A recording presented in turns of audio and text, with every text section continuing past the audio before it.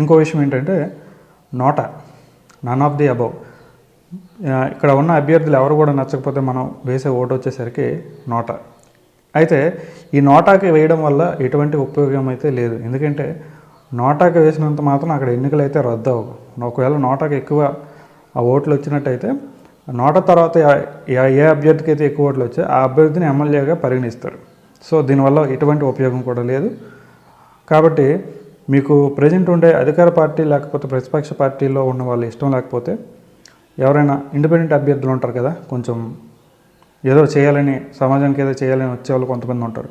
అలాంటి వాళ్ళకి మనం ఈ ఓటు వేయడం వల్ల వాళ్ళకి ఒక కాన్ఫిడెన్స్ అయితే వస్తుంది. సో ఈసారి రావలేదు, నెక్స్ట్ టైం అయినా మనం చేయొచ్చు, కంటెస్ట్ చేయొచ్చు అనేసి వాళ్ళకి ఒక నమ్మకం అయితే వస్తుంది. సో ఖచ్చితంగా ఓటు అయితే వేయండి, నోటాకి మాత్రం ఓటు వేయొద్దు. అలాగే